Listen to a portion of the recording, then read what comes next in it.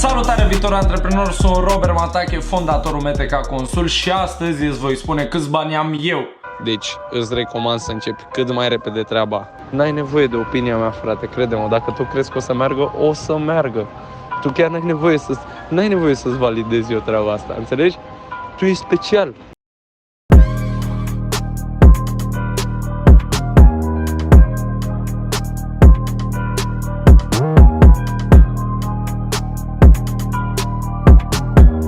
Foarte mulți mă întreabă pe TikTok, Instagram și pe toate rețelele de socializare unde trebuie să mă urmăriți, by the way, câți bani am eu, frate, sunt bogat, sunt sărac. Așa că m-am gândit că mulți nu înțeleg conceptele de bază pe care trebuie neapărat să le știi în momentul în care te hotărăști să-ți deschizi o firmă în România.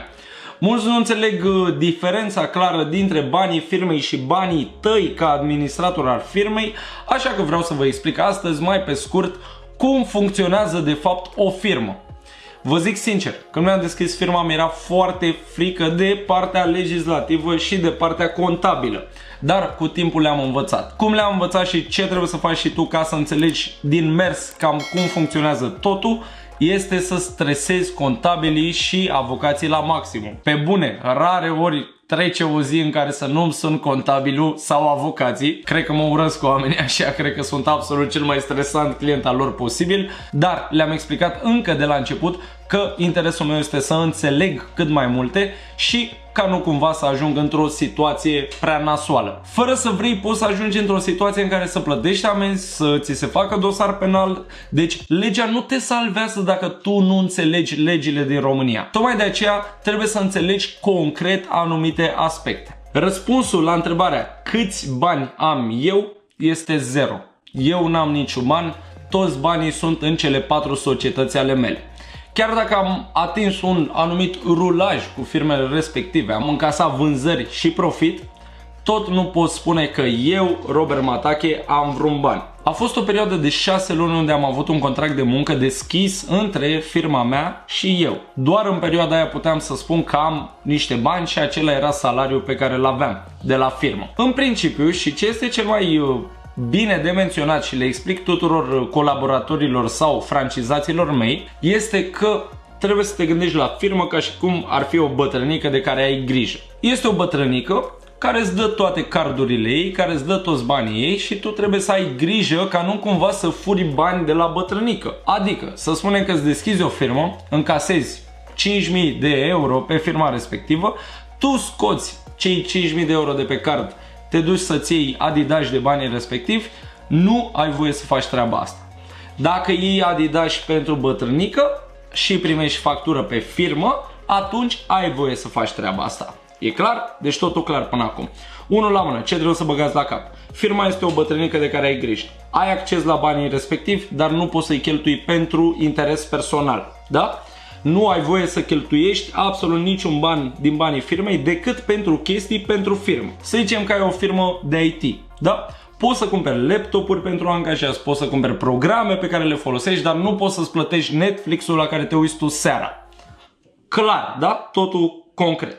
Orice firmă începe cu un anumit capital social. Capitalul social este în valoare de 200 de RON minimum. Mă rog, de curând s-a schimbat puțin legea și poți să nu mai pui capital, dar în principiu o să se revină la treaba asta, deci capitalul social este de 200 de RON. Acest capital social trebuie să fie mereu în firmă. Deci aia sunt banii pe care îi are bătrânica by default. Mereu ea o să aibă cel puțin 200 de lei. Să zicem că tu încasezi 800 de lei. În momentul de față, bătrânica are 1000 de lei. Din acești 1000 de lei îți cumperi un Windows de 500 de lei. Bătrânica are în momentul de față 500 de lei. Acești bani pot să fie pe cardul societății, fie cash. Că tu poți să primești acei 800 de lei pe card, atunci sunt în cardul societății, fie primești cash. Banii pe care îi primești cash se numesc popular bani din casă. Pentru fiecare ban din casă, tu trebuie să ai un registru de casă și un seif de la o anumită sumă în sus.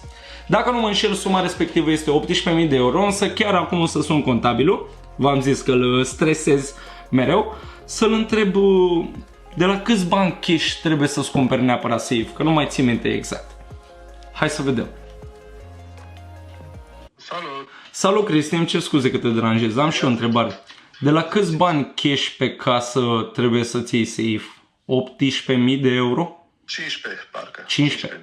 15.000 de euro, am înțeles. Parcă 15, da. Bun, deci cum ați văzut, de la o sumă mai mare de bani pe care o ai cash în firmă, tu trebuie neapărat să-ți cumperi un safe. Eu am cumpărat un safe pentru firmă ca să țin banii cash acolo. Care e ideea? Cum îți intră banii ăștia în firmă? Cum îți ies din firmă? Popular avem două denumiri concrete, intrări și ieșiri. Trebuie să fii pregătit când vorbești cu primul tău contabil să-i spui: băi, am intrările astea, am ieșirile astea. Intrări reprezintă mai exact fiecare factură pe care ai emis-o tu și a fost plătită. O factură în principiu reprezintă o obligațiune de plată pentru o persoană. Să spunem că eu cu tine fac un contract prin care tu trebuie să-mi dai 5.000 de lei ca să-ți spăl mașina. Ok? Îți emit o factură în care scriu prestări, servicii, spălare, mașină în valoare de 5.000 de lei. Odată ce ți-am dat factura asta, îți spăl mașina, prestezi tot serviciu și în momentul în care tu ești mulțumit de serviciul meu, îmi plătești cei 5.000 de lei în baza acelei facturi. Astea sunt toate intrările, deci toate aceste intrări reprezintă de fapt facturi pe care le-ai încasat.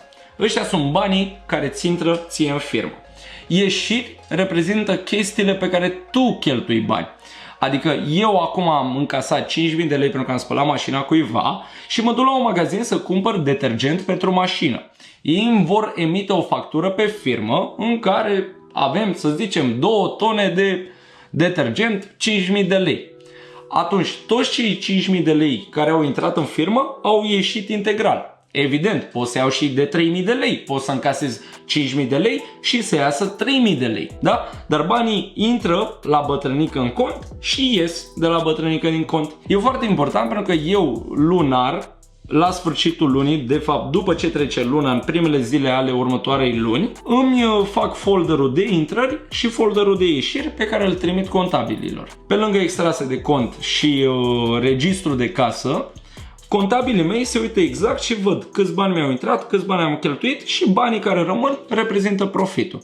Că dacă eu spăl mașini de 5.000 de lei și dau afară 3.000 de lei pe detergent, pe salarii, de exemplu și salarii reprezintă o ieșire și tot așa, la sfârșit voi avea un profit de 2.000 de lei. Și în momentul de față am 2.000 de lei profit la sfârșitul anului, să zicem, în firmă. Da? Acești 2.000 de lei pot să-i las în firmă sau pot să-i scot pentru persoană. Deci pot să scot de la bătrânică pentru mine, Robert, cei 2.000 de lei, să-i scot sub formă de dividende, doar că trebuie să plătesc 5% taxe pe banii pe care îi scot pentru mine. Practic, eu anul trecut mi-am scos în total dividende lunar prin salariu, timp de 6 luni mi-am scos prin salariu banii cu care am trăit și mi-am scos dividende pentru o garsonieră pe care am cumpărat-o și mi-am mai scos dividende lunar ca să pot să trăiesc în celelalte 6 luni în care n-am avut salariu. Care este treaba? Majoritatea încearcă cumva să evite să scoată dividende, încearcă să facă cât mai multe plăți pe firmă, chiar dacă plățile respective nu sunt pentru firmă. În schimb, treaba asta atrage atenția și nu este ok să te expui în niciun caz, pentru că taxele sunt doar de 5% pentru banii pe care vrei să-i scoți pentru tine. De asemenea, am întâlnit antreprenori care pur și simplu au făcut cheltuielile lor personale cu cardul firmei fără să știe că banii respectivi sunt banii bătrânicii. Nu ai voie să iei banii de la bătrânică să te duci tu în Lidl să-ți faci cumpărături. Treaba asta atrage atenția și poți să suferi grav din cauza acestui aspect. Tocmai de aceea, vorbind cu un prieten de-al meu antreprenor, după un an de firmă, omul mi-a arătat că a cheltuit foarte mulți bani din firmă pe chestii personale. Și am zis că e momentul să vă spun, trebuie să fiți foarte atenți cu toate cheltuielile pe care le faceți pe firmă. Mai sunt persoanele care încearcă cât mai mult să cheltuie cât mai mult pe firmă pentru că vor să evite taxa aia de 5%. Mă, dă-o dracu. E 5% taxa, nu cred că te încurci cu ea și pe lângă asta mai e un impozit de 1% sau 3%. Ok, odată ce ajungi să ai un rulaj de peste 1.000.000 de euro, echivalentul în lei a 1.000.000 de euro pe firmă, trebuie să plătești un impozit pe profit, care era în valoare de 16%. Ideea este că tu trebuie să știi contabilitate exact cât trebuie să știe un antreprenor. Nu trebuie să intri prea mult aici. Trebuie să știi concret ce taxe ai de plătit. Da? Odată ce atingi plafonul de 300.000 de lei, ajungi și plătitor de TVA. Și aici este o discuție mai complicată, dar am mai făcut un clip în trecut și sper că s-a înțeles. Dar trebuie să înțelegi foarte bine, un antreprenor în sine n-are bani. Banii de fapt sunt a bătrânicii. Bun, acum că v-am explicat toate aceste aspecte, este momentul să vă prezint un invitat special aici care o să apară în 3, 2, 1. Doamnelor și domnilor, l-avem alături de noi pe Costi, care a venit tocmai din Bârlat să ne vadă. Ce faci, Costi? Salut, bine. Cum e viața ta? Spune-ne, nu te-am mai văzut de mult. Sunt bine, sunt Chiar bine, și azi am primit o întrebare pe Instagram. Unde e Costi? Serios? Ce facem cu Costi? Da. De ce nu m-a întrebat pur și simplu pe mine? Nu știu, unde poate să te găsească oamenii? Că mă întreabă mereu de tine. Păi, nu știu, pe Instagramul meu, de Pe exemplu. Instagram? Am și Instagram personal, am și Instagram legat de Spune-ne Instagramul tău și o să-l pună Gianni fix aici. Pac. Costi.turcu. Costi.turc. Ia spune-ne, am văzut că te-ai apucat de TikTok, fan underline mate, tu ești. Da. Am mai și văzut, comentat la TikTok. am văzut.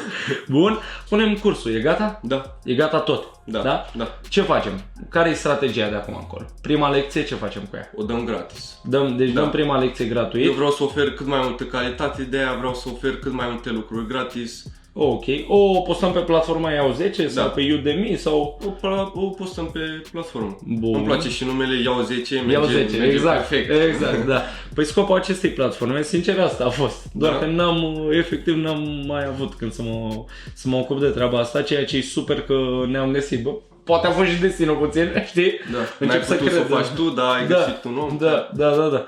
Bravo ție, deci cursul e gata. Câte ore are cursul în total? În jur de 60 de ore. Pe ce te-ai concentrat mai mult? Teorie sau exerciții? Exerciții. Exerciții, tati, că acolo e grava. Da. Mie la școală niciodată nu mi-a plăcut teoria. De exemplu, vorba aia așa în general. Lungă, da. Mi-a plăcut care mereu. nu are simț practic așa. Dă-mi formula și arată-mi unde și cum trebuie să o folosesc, nu de unde a venit, cine a inventat sau... Da. Bun, acum tu le pui la dispoziție și toată teoria, presupun, adică au toată teoria scrisă, cum o pot descărca la lecție sau cum funcționează? Nu știu, probabil că o să fac un PDF cu fiecare lecție și la începutul lecției au și PDF-ul respectiv pe care să se uite înainte de... Nu, am înțeles. De să se uite la lecție. Când îl postăm? Când dai drumul la treabă? Când estimăm? Începerea, demararea proiectului. Să-l postăm sau să-l vindem? Când îl punem înspre vânzare? Înspre vânzare, nu știu, cred că peste o săptămână, 2 săptămâni. Peste o săptămână e valabil deja pentru oameni. Da. Trebuie să gândim împreună o strategie de marketing mișto și cred că vom miza pe TikTok, să știi. Pe TikTok? Da. Bine, așa pregătesc un clip pentru oameni, cum să devii viral pe TikTok și putem să facem niște viralități pe contul tău ca să atragă atenția. Exact, da. Putem să facem experimente. O să fac și pe contul meu experimentele. În schimb, dacă atragem toată atenția, și ai putea să faci o simulare. Pe cineva random, așa, gen. Nu, să faci o simulare de BAC la mat. Cum am făcut eu anul trecut. Știi că am făcut 2 simulări anul trecut de BAC? Le-am făcut gratuit pe toate. L-am organizat, se înscriau foarte mulți oameni. Deci, ideea e să trimiți unul de-a 12 pentru că ăla trimite pe grupul lui trimit prietenilor și tot așa, imediat se împrăștie. Postăm pe toate grupurile astea, facem simularea și după simulare, când le dai rezultatele la simulare, POC! Oferta cursului. Da, e o idee bună, așa. Zic că ar fi o prelansare. În paralel facem un experiment pe TikTok să atragem atenția asupra ta. Da. Deci experiment pe TikTok, atenția asupra ta, curs de mate, let's do it. Asta e. Băi, Costi, cam asta ar fi planul. Vă mulțumim frumos pentru vizionare. Fiți pregătiți pentru că urmează clipul în care devenim viral pe TikTok. Sper să ne iasă, frate. Să fie un experiment. Sper să iasă. Nu știm acum dacă o să iasă. Bă, dacă nu iese, nu cred că o să mai vadă nimeni nimic. Deci, bun, asta e, așa e în afaceri. Dar o să postăm orice ar fi, chiar dacă dăm fail, pentru că trebuie să vadă lumea că, așa e în afaceri, mai dai și fail. N-are cum să meargă în 100% din cazuri. Vă mulțumim frumos pentru atenția voastră. Ne găsiți pe celelalte rețele de socializare. Până data viitoare, aici au fost Costi, MTK cu Robert, MTK, vă pup pe toți, pa!